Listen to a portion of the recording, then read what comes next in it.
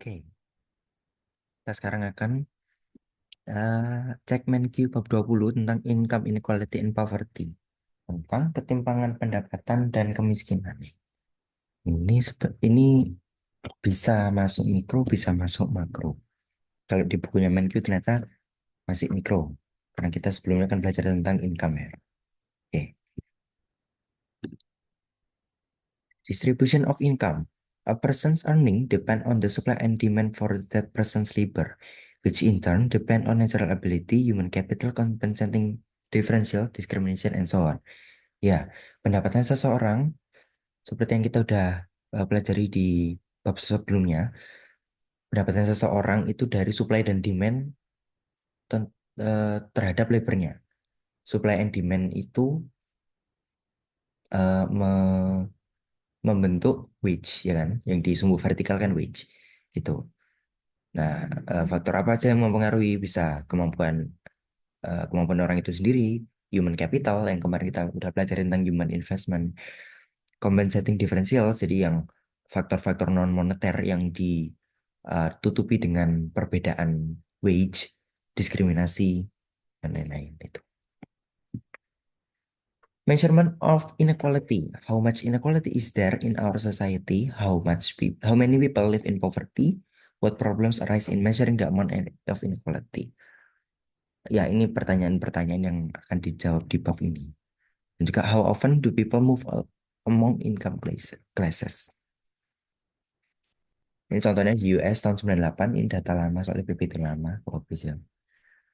Tuh, eh, pendapatan family income dan persentase orangnya. Nah, di sini kita bisa lihat bahwa persentase yang tertinggi itu di income 35.000 sampai 75.000. Berarti apa? Ya data kayak data normal gitu yang menanjak di tengah. Jadi di US eh, middle income-nya tinggi, middle class-nya tinggi. Nah, kalau di US, imagine that you lined up all of the families in the economy according to their annual income. Divided the families into 5 equal groups. Computed the share of total income that each group of families received. Ya, jadi eh, misalkan nih kita kalau mau ngukur itu kita bisa bagi semua keluarga itu jadi 5 kelompok. Jadi 20% terendah, terus 40% terendah, 40 sampai 60, 60 sampai 80, sama yang top top 20% kita. Nah, itu kita bisa ngitung. Kita bisa hitung eh, ketimpangannya itu gimana. Nah, ini misalkan gini. Bentar.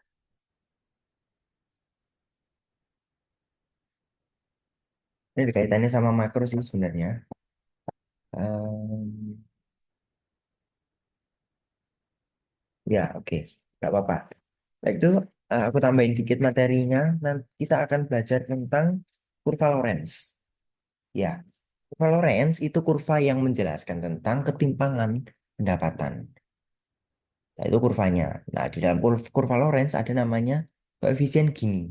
Koefisien Gini itu, ya indeks itulah yang eh, apa menunjukkan inequality. Coba kita belajar teorinya dulu. Nanti kita akan coba eh, cek gimana kurva Lorenz. If income were equally distributed across all families, each one-fifth of the families would receive one-fifth of total income. Ya, kalau pendapatannya equally distributed, ya 20% family akan dapat 20% income gitu ya. Tahun 35 sampai 70 distribusi pendapatan semakin equal. Tapi di tahun-tahun terakhir malah jadi nggak equal. Oke, kita coba langsung aja ke koefisien Gini dan kurva Lorenz ya. Ini aku nggak tahu kalau di MenQ itu dia ada di bab berapa, tapi nampaknya ini perlu dipelajari ya. Oke, jadi kurva Lorenz itu bentuknya kayak gini. Dia punya dua sumbu. Sorry, ini dua sumbu.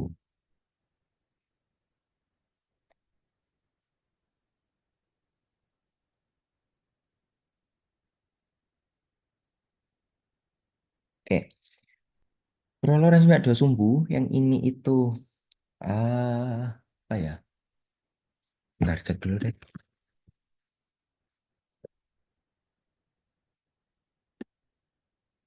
Oke, yang ini persentase populasi. Yang ini persentase income. Ini dia secara kumulatif ya, kumulatif. Misalkan, ah, ini dibikin kotak aja deh.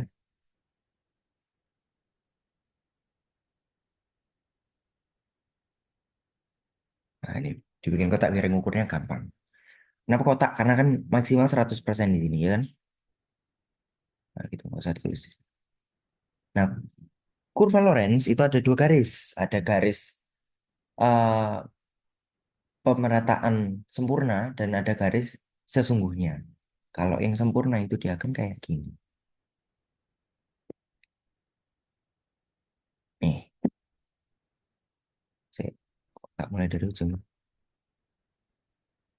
Ah, gini. Ini maksudnya apa? Coba, misalkan di sini ya, titik di sini. Ini 20%. Nah, ini kan juga 20%. Maksudnya apa? Kalau garisnya itu diagonal lurus, itu berarti pemerataan pendapatannya sangat merata. 20% populasi akan mendapatkan 20% income. Itu. Kalau di sini, sama. 90% populasi yang mendapatkan 90% income, kan gitu. Itu eh, apa garis-garis pemerataan penuh ya. Nah, tapi jelas kondisinya kan nggak seperti itu. Kondisinya nggak kayak gitu. Nah, kondisi aslinya bentuknya kan cenderung kayak ini. Ini kalau eh, bentuk yang umum kayak gini. Ini kita belajar bentuknya dulu nanti. Habis ini akan aku ajarin cara ngitungnya. Nah, bentuknya kayak gini. Maksudnya gimana? Kan di sini ya. Ini katakanlah 30, ini cuma 5. Maksudnya apa? 30% populasi berarti 30% orang dengan pendapatan terendah itu cuma mendapatkan 5% dari total pendapatan negara itu. Nyambung nggak? Intinya gitu. 30% orang termiskin itu cuma mendapatkan 5% income. Sedangkan di yang lain, misalkan di sini, eh oh iya udah nggak apa-apa deh. Ini batasnya kan 90, katakanlah 60,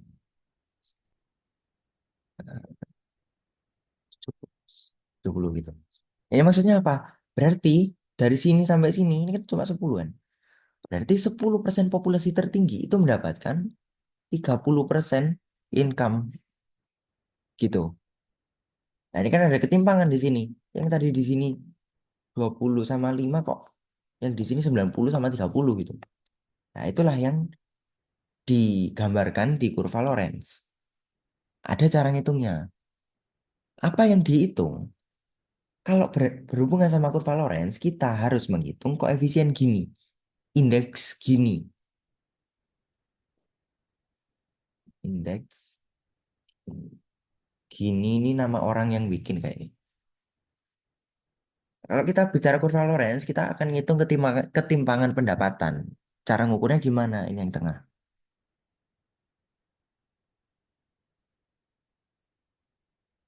Kita harus menghitung itu. Caranya gimana?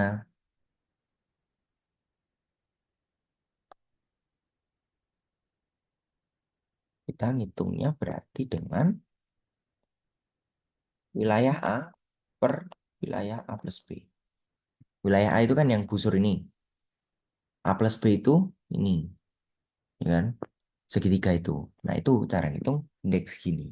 Kita coba pakai soal yang lebih simpel aja.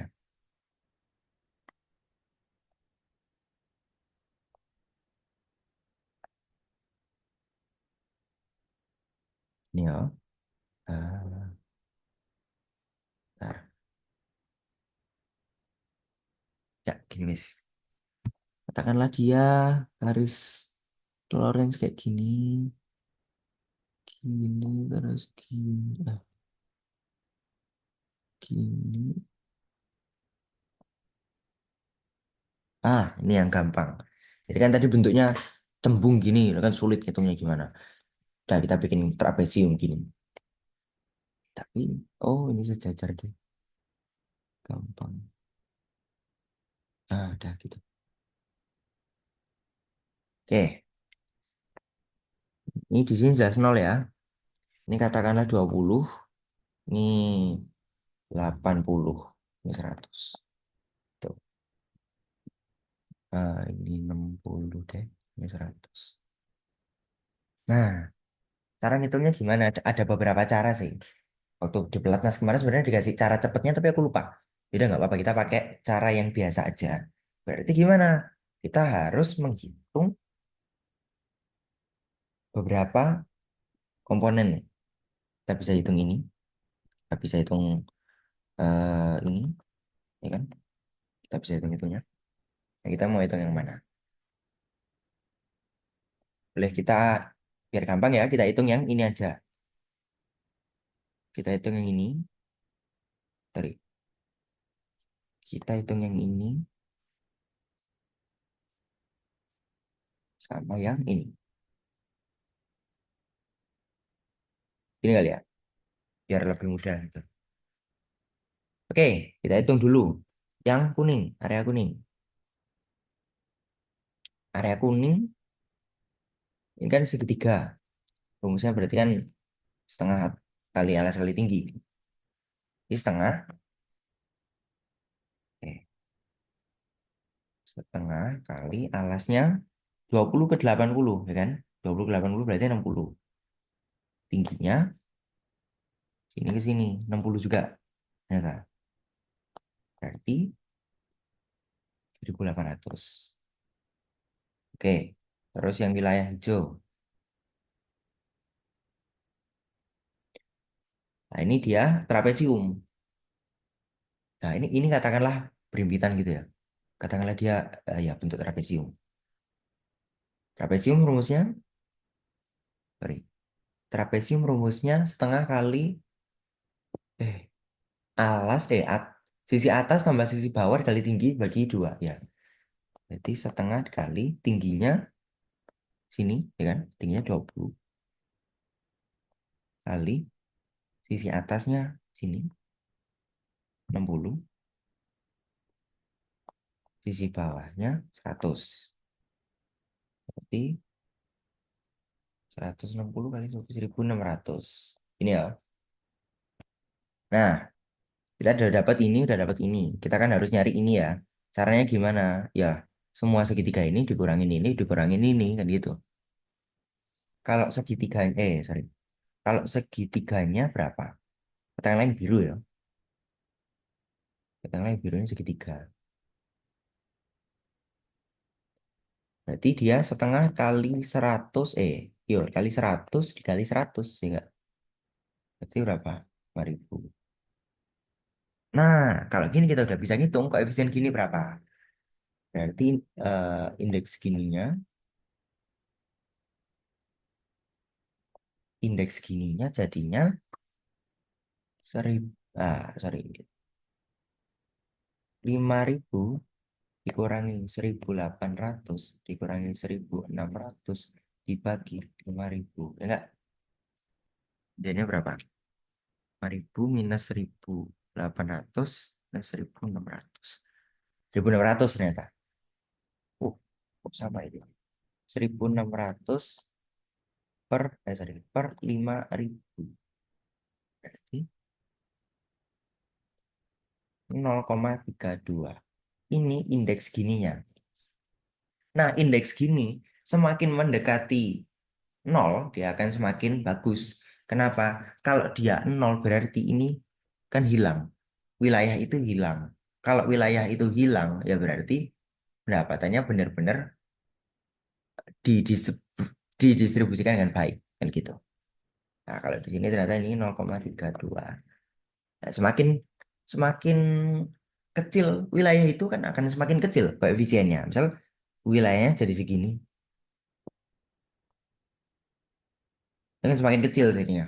Ya, maka kalau kalau dia berimpitan, kalau benar-benar kayak gini garisnya, nah itu yang bagus. Itu yang bagus. Oke, itu tentang sorry, kurva Lorenz dan indeks Gini. Oke, kita bisa lanjut aja. Kita lanjut ke PowerPoint-nya tadi. Nih, oke, reasons for recent increase in income inequality. Nah, itu. Jadi ada beberapa hal yang menyebabkan kenapa income inequality makin naik. Ya, itu yang kemarin kita udah pelajari. Bahwa kalau ada labor yang unskilled, demand-nya itu makin hari makin turun, tapi untuk labor yang skilled, makin hari makin naik. Nah, sedangkan kita juga kemarin udah pelajari bahwa kalau semakin skilled labor itu wage-nya akan semakin tinggi, ya kan?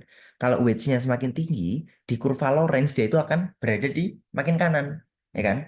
Karena ya dia akan semakin pendapatannya semakin tinggi gitu. Jadi wealth-nya akan semakin tinggi juga. Nah, sedangkan demand untuk labor yang skilled itu makin tinggi. Jadi apa? Ya orang-orang yang pendapatannya sudah tinggi akan makin tinggi. Sebaliknya, demand untuk unskilled labor makin rendah. Nah, unskilled labor ini kan pendapatannya kecil. Jadi eh, untuk pekerja-pekerja yang memang pendapatannya sudah rendah itu akan semakin rendah gitu. Penyebabnya apa? Yang pertama, international trade with low wage countries. Terus changes in teknologi, yang teknologi jelas. Yang pertama, increase in trade with low wage countries. Karena kita trade sama low wage countries, jadi kita udah nggak butuh orang yang unskilled gitu. Misalkan kalau kondisinya mungkin kita kayak sama Cina gitu. Barang-barang kita sehari-hari itu kan banyak yang dari Cina. Terutama yang dulu di all shop itu pas misalnya zaman dulu Shopee masih bisa impor itu, kayak Sing HP aja bisa 5.000 udah dapat gitu. Nah, itu kan Cina punya low wage, eh, dia low wage country maksudnya. Low wage country, maka kita sudah kebutuhan kita untuk barang-barang yang diolah oleh unskilled labor itu kan dapat terpenuhi. Jadi kita ya makin nggak butuh gitu. Karena udah impor dari negara yang low wage, negara yang ya banyak banyak unskilled workernya gitu. Nah, ini upah atau gaji unskilled worker itu ya makin lama makin turun dibandingkan skilled worker. Makanya akan ada increase inequality in family income. Nah, income itu bisa uh, dibedakan jadi dua. Ada per family, ada per kepala, per orang gitu. Ada per family, ada per orang. Nah, kira-kira kategori yang mana yang membuat yang mana yang koefisien gininya lebih tinggi kira-kira? Yang family income atau yang per person income? Jelas yang per person income. Kenapa? Kalau kita bicara per person, maka kita akan menghitung semua orang. Lah kan banyak orang nggak kerja. Kita sebagai pelajar kan juga nggak kerja. Berarti kita masuk di income yang nol. Kita masuk di apa eh, bagian yang kiri. Sedangkan kalau kita hitung family income dalam satu keluarga itu kan sebagian besar pasti ada satu orang yang bekerja. Lah satu orang yang bekerja ini ya dia akan nge-cover anggota keluarganya yang nggak bekerja. Makanya jumlah orang yang pendapatannya nol itu akan lebih sedikit. Nah itu, ini biasanya muncul di soal-soal malah soal IEO tuh muncul di apa Olimpiade yang internasional tuh muncul. Lebih banyak koefisien gini untuk penghitungan pendapatan per orang itu akan lebih tinggi dari pendapatan per family. Jadi kalau kita hitung per orang, income inequality-nya akan lebih tinggi dibandingkan per family gitu. Karena ya itu tadi banyak orang yang nggak bekerja. Nah, ini ada women movement juga. Kalau di dunia, ya kita bisa cek ini yang negara-negara yang paling tidak eh, rata pemerata apa pendapatannya dan yang paling rata gitu.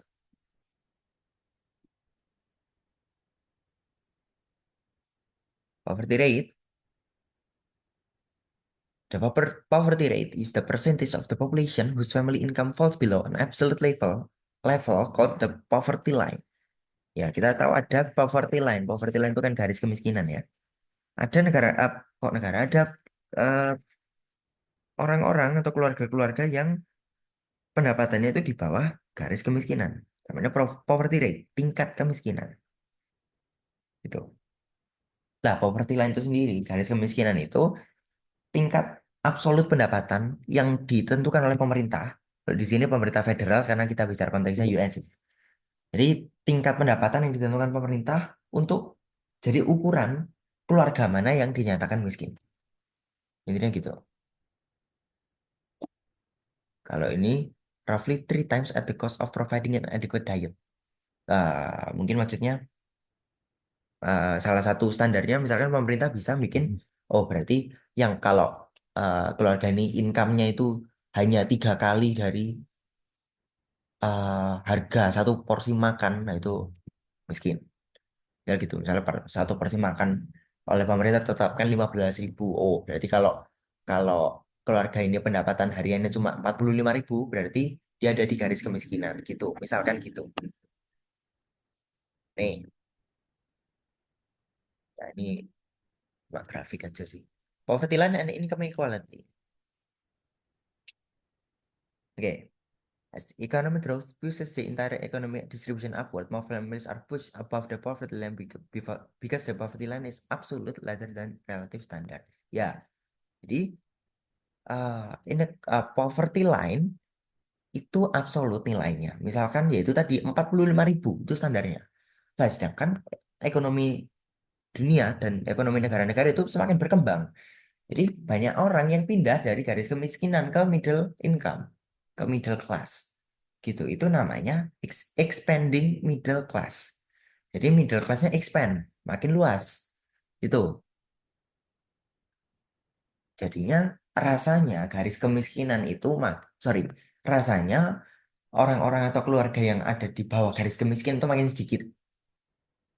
Itu karena nilainya absolut kan, nggak secara relatif. Bukan kita nggak bicara persentase kalau bicara garis kemiskinan itu ya nominalnya segitu.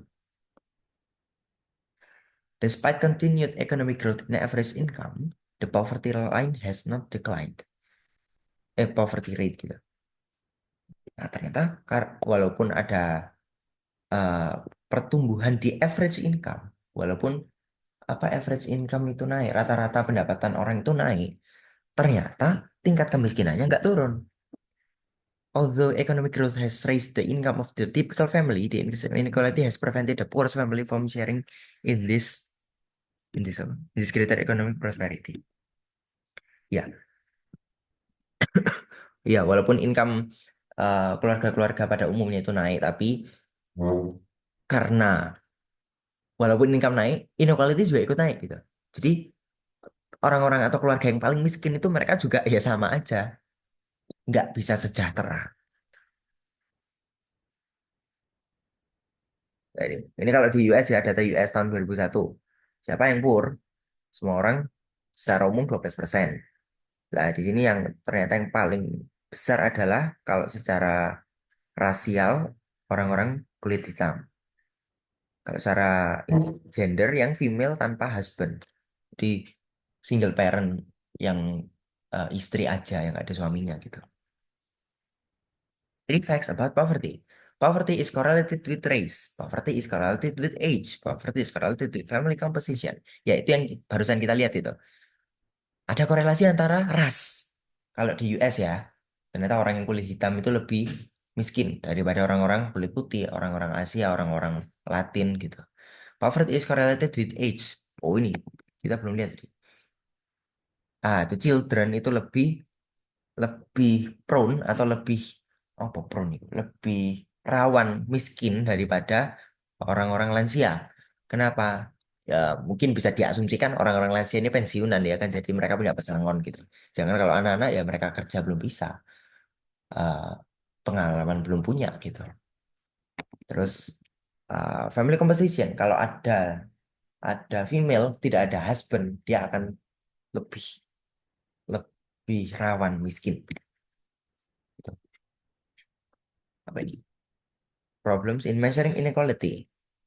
Ya, ada masalah-masalah yang timbul kalau kita mencoba mengukur inequality. Kenapa? Ada in-kind transfer, ada economic life cycle, ada transitory versus permanent income. Oke, apa ini kita cek satu-satu ya. Yang pertama in-kind transfer. In-kind transfer ini bahasa Indonesianya transfer rupa-rupa. Ini transfer kepada kaum miskin yang diberikan dalam bentuk barang dan jasa daripada uang tunai. Lah, kita kan udah tahu di pendapatan nasional ada yang namanya transfer payment. Transfer payment itu pendapatan cuma-cuma yang diberikan oleh pemerintah kepada warga miskin. Itu. Pendapatan cuma-cuma, jadi duit ya duit ditransfer gitu. Nah, kalau income transfer itu bentuknya barang. Misalkan pemerintah bagi-bagi sembako untuk orang-orang miskin, itu mungkin bisa dikategorikan income transfer gitu.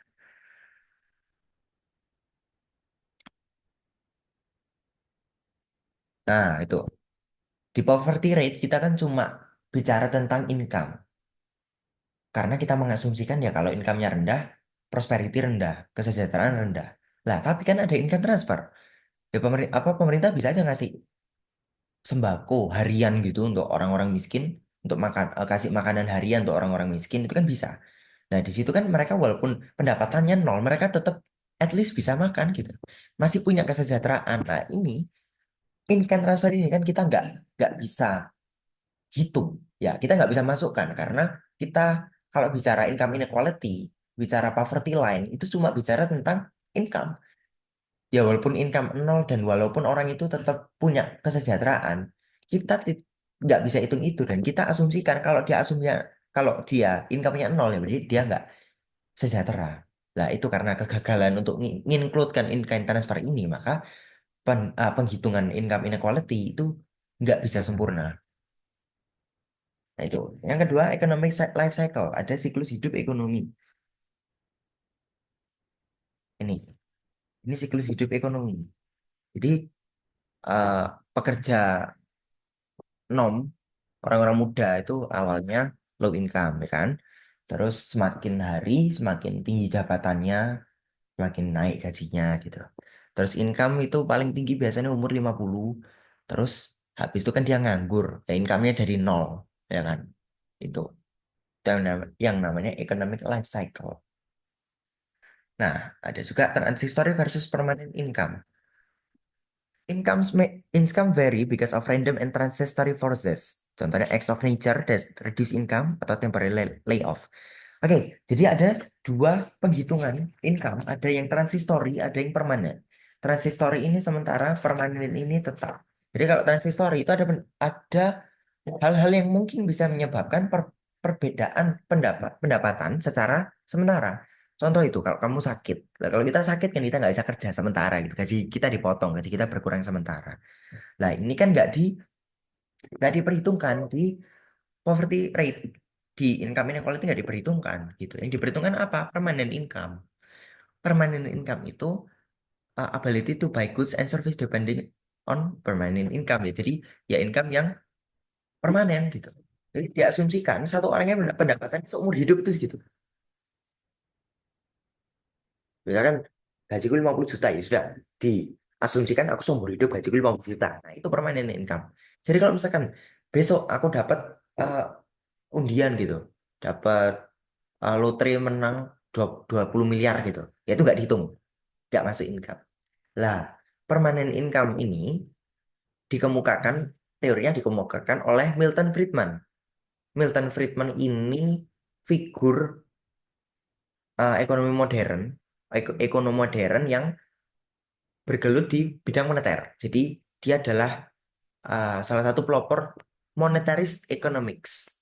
Jadi ekonomi yang kaitannya sama moneter, yang lebih banyak mempelajari duit. Wah, itu Milton Friedman lah yang apa,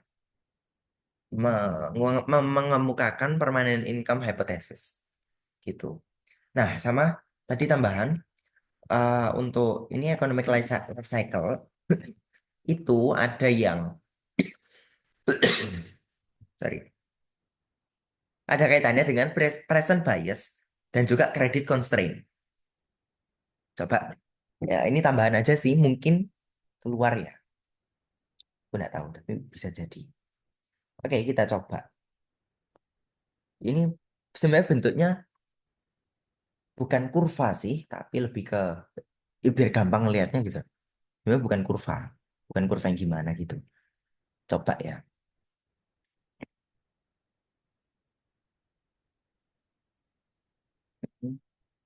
Ini adalah income,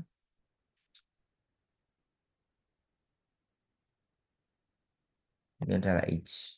Gitu. Nah, sampai umur 20 ya, kita tuh nggak punya income. Ya nggak? Income-nya di sini. Kasih warna biru. Ini. Nol income kita. Nah, terus di umur 20 makin naik ya kan? Katakanlah sampai pensiun, ya sorry. Katakanlah sampai pensiun. Kan naik terus. Ya nggak? Nah, di sini misalkan naik. Terus di sini kita, kok gini banget sih? Nah, di sini naik. Ya kan? Terus kita bekerja gitu. Gaji, gaji pertama kita sekian ya. Segini gaji pertama kita. Terus kita bekerja, kerja gitu.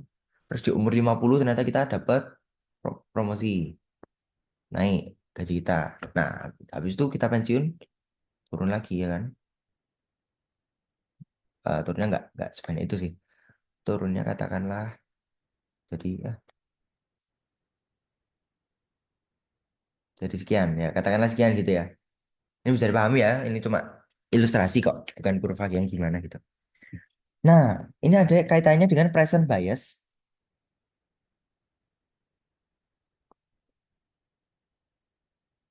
dan juga credit constraint. Present bias dulu ya. Present bias itu apa? Present bias itu kecenderungan di mana orang itu merasa pemenuhan kebutuhan yang sekarang itu lebih penting dari yang masa depan. Gampangannya, ya sing dino iki, sesuk opo dari sesuk ngono. Jadi cenderung untuk spend uang yang dimiliki ya sekarang. Kalau gitu, ini garis income ya. Kita bikin garis pengeluaran. Garis pengeluaran gimana? Ini pengeluaran nol, ya kan?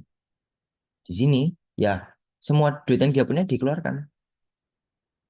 Di sini juga pokoknya dia punya duit jadi dikeluarkan gitu. Ya sudah gitu. Ini present bias. Orang kalau punya present bias akan berhimpitan antara garis income dengan garis consumption gitu. Nah, kalau orang yang nggak punya present bias, apa yang terjadi? Di sini akan terjadi sesuatu. Kenapa? Di sini kan dia punya ada tanjakan nih. Gaji dia naik. Nah, kalau orang yang nggak punya present bias, orang yang rasional, itu akan ya konsumsinya nggak akan nambah. Kenapa? Karena dia di sini udah bisa konsumsi kan, gitu. Udah oke, karena dia di sini udah oke konsumsinya ya. Garis konsumsinya kan gini, ini ya gini. Garis konsumsinya akan rata tetap, karena dia nggak punya present bias. Lah, terus apa yang dilakukan dengan uangnya di sini? Ditabung. Ditabung untuk apa? Biar kalau dia udah pensiun kan pendapatannya turun.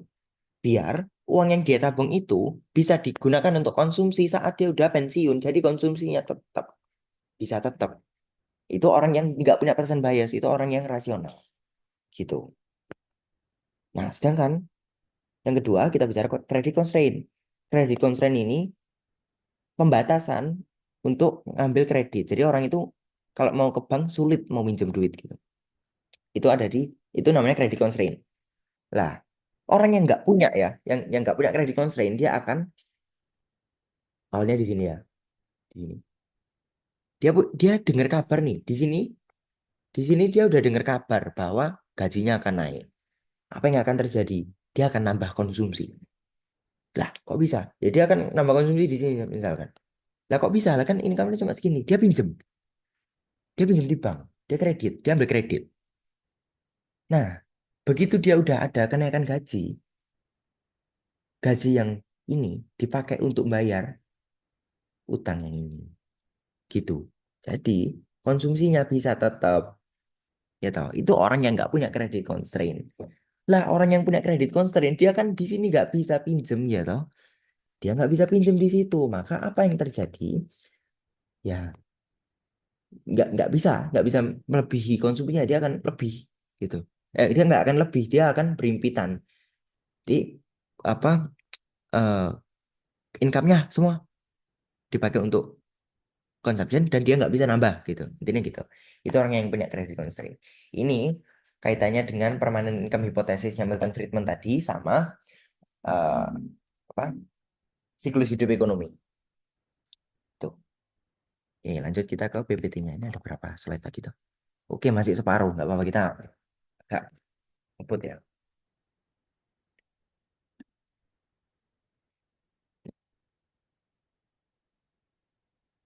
Oke, economic mobility. Ya, mobilitas ekonomi lah, gampang. Kalau di US substansial. Mobilitas ekonominya apa ya? Orang misalkan awalnya miskin terus dapat kerja, ya kan dia jadi tidak miskin, tidak nol pendapatannya. Jadi di kurva Lorenz dia makin ke kanan gitu. Sumbernya dari mana? Bisa good or bad luck. Luck itu faktor yang nggak bisa dipungkiri. Hard work or laziness ya orang kalau bekerja keras ya dia akan bisa dapat kerja terus bisa kelas ekonominya bisa naik. Persistent from economic success from generation to generation. Jadi kalau kakeknya sukses, papanya sukses, ya anaknya biasanya sukses gitu. Maka akan naik terus kelas ekonominya gitu. Oke, terus ada political philosophy is redistributing income. Nah, ini kaitannya sama filosofi. FYI aja ya.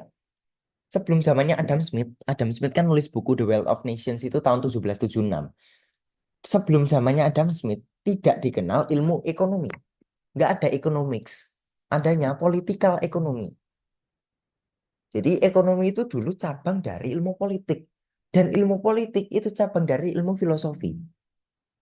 Turunannya, sorry. Nah, jadi sebenarnya akar dari segala ilmu itu ya filosofi itu.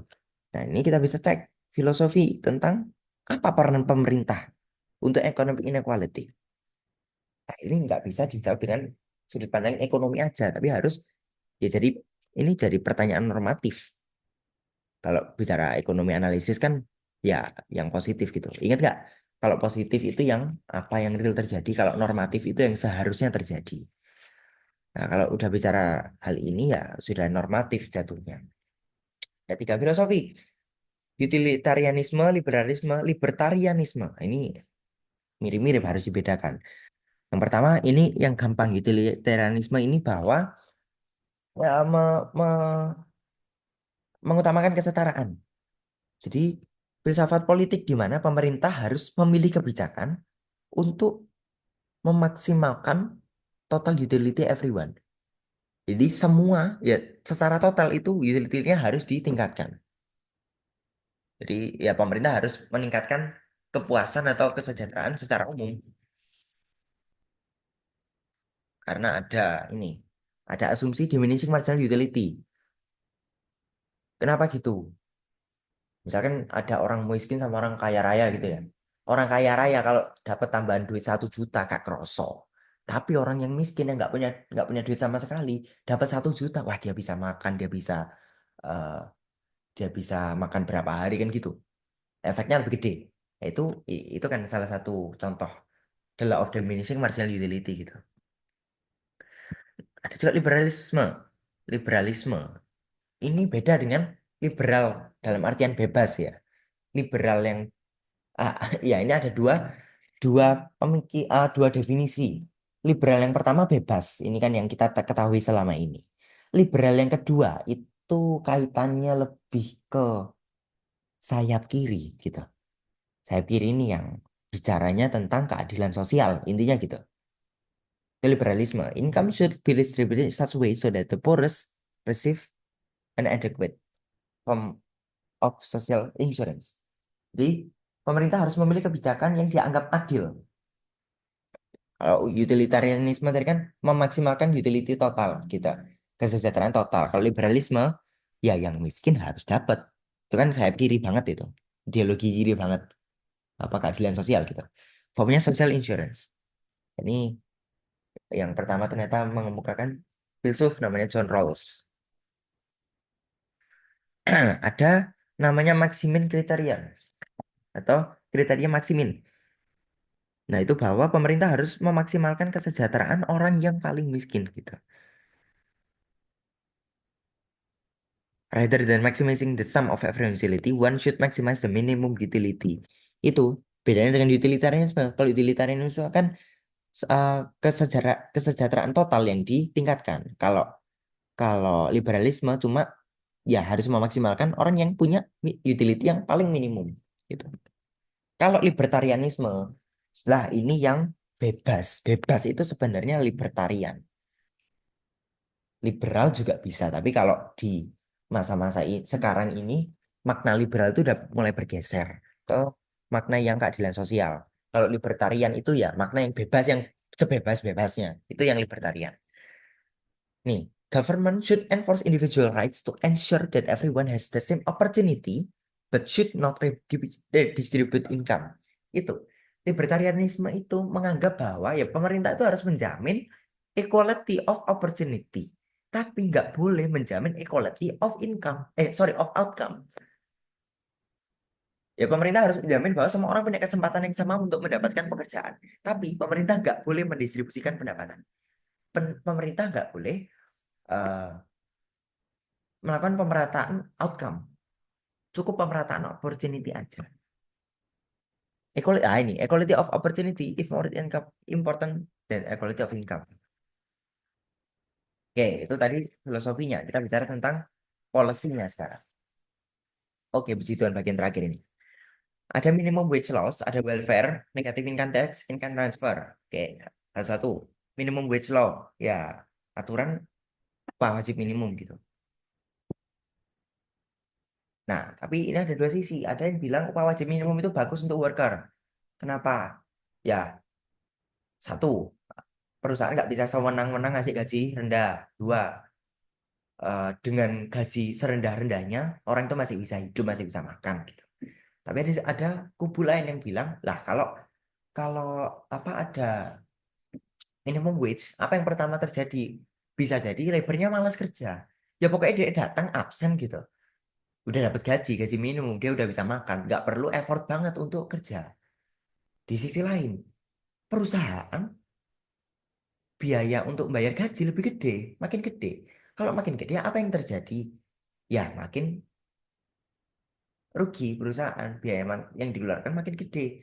Perusahaan bisa tutup. Kalau perusahaan tutup, karyawan di PHK semua, balik mana? Ternyata malah ini efek jangka panjangnya untuk untuk worker negatif. Nah, ada yang bilang gitu.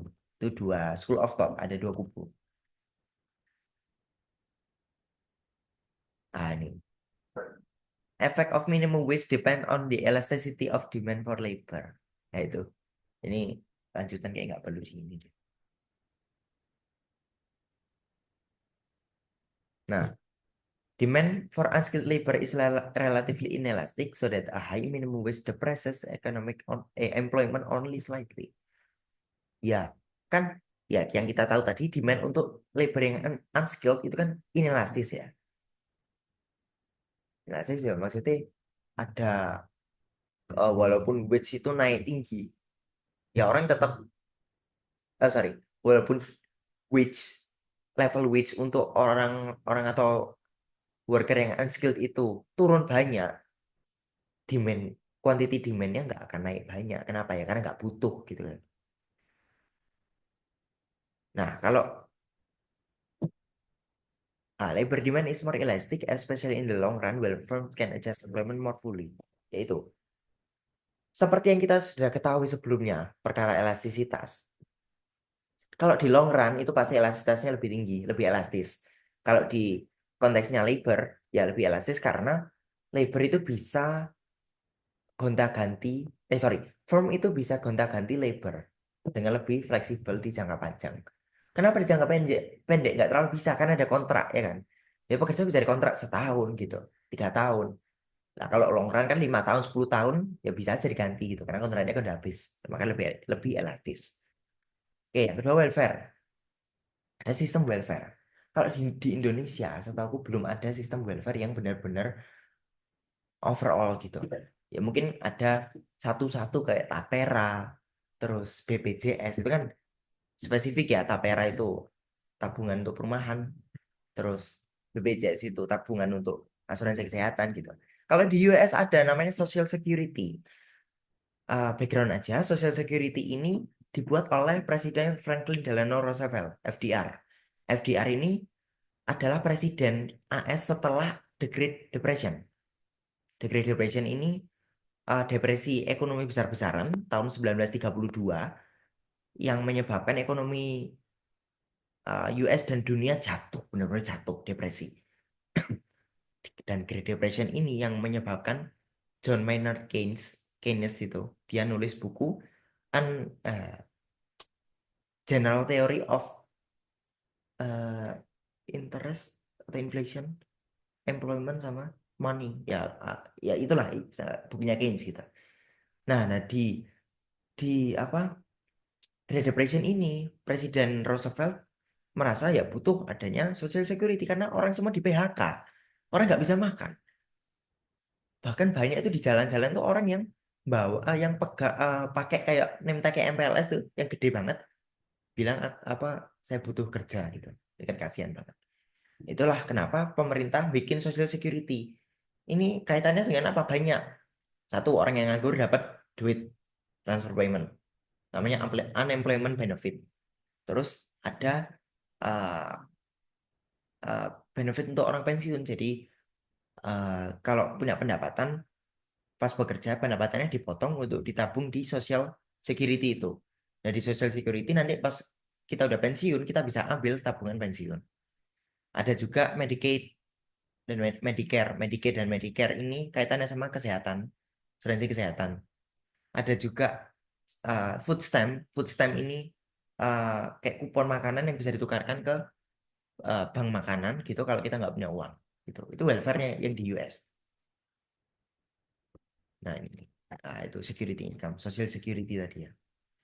Oke, terus negative income tax ya ini pajak pendapatan, bahwa pendapatan orang-orang kaya itu dipajaknya lebih gede biar bisa dikasihkan orang-orang yang pendapatannya rendah.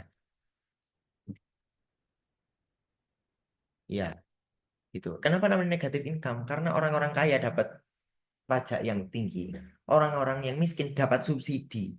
Subsidi ini kan sebenarnya apa tax yang negatif toh. Nah, kalau pajak kan kalau pajak positif ya yang biasanya misal pajak 10% gitu. Kan kan kita ngasih duit ke pemerintah. Pemerintah dapat duit dari kita. Nah, kalau pemerintah ngasih duit ke kita itu kan negatif tax namanya gitu. For families would receive financial assistance without having to demonstrate need.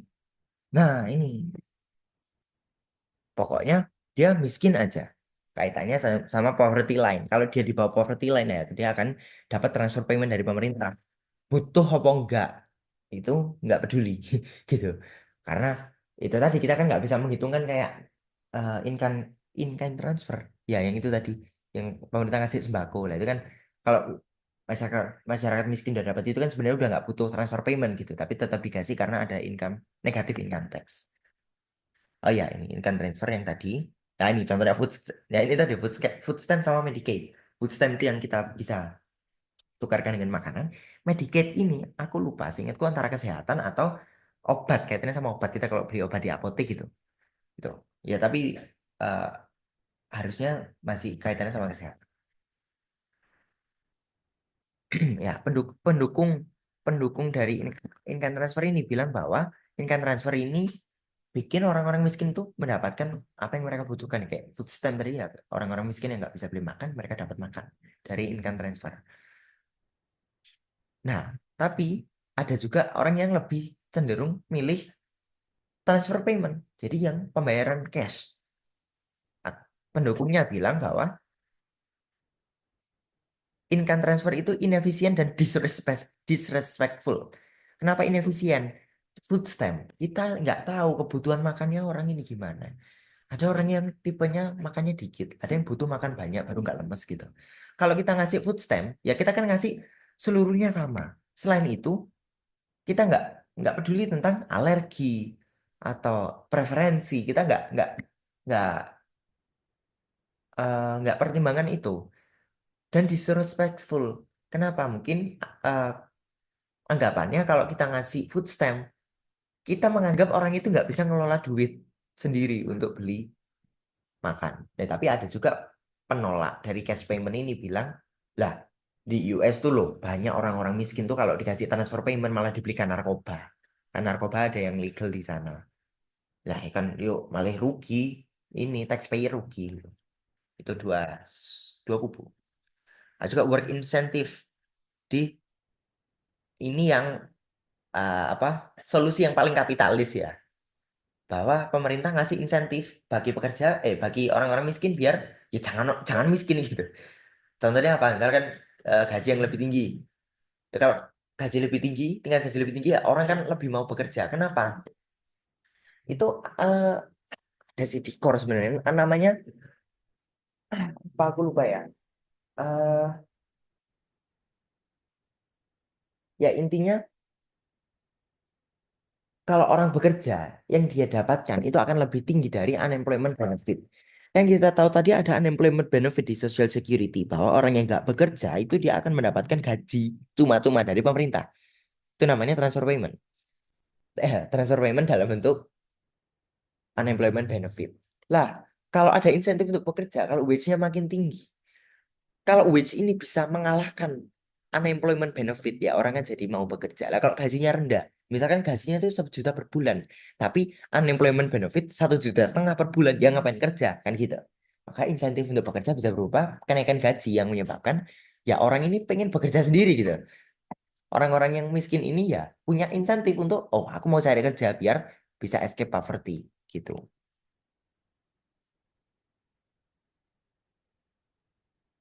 Nah ini. Nah, misalkan sebuah keluarga butuh 15.000 dolar untuk bisa hidup intinya gitu, hidup yang layak.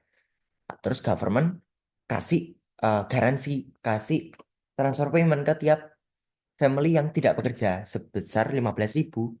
Ya sudah ngapain kerja kan gitu. Ya, itu nggak, ya, akhirnya nggak ada insentif untuk bekerja.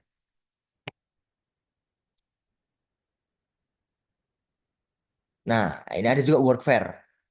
Workfare ini kebijakan di mana pemerintah bikin aturan tiap orang yang dapat unemployment benefit harus bekerja di pekerjaan yang dikasih pemerintah gitu. Mungkin bisa pekerjaan sosial kayak apa kebersihan lingkungan gitu. Bisa jadi gitu.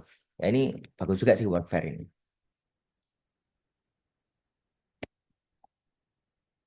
Oke, oke summary ini. Dah kira-kira itu. Ini bisa dibaca sendiri. Oke, itu tadi tentang bab uh, 20 buku MenQ, ketimbangan pendapatan dan kemiskinan. Selanjutnya kita akan belajar tentang unemployment. Unemployment ini bab 30 kalau nggak salah. Atau bab 28. Oke, itu untuk kali ini. Terima kasih. Semangat belajar.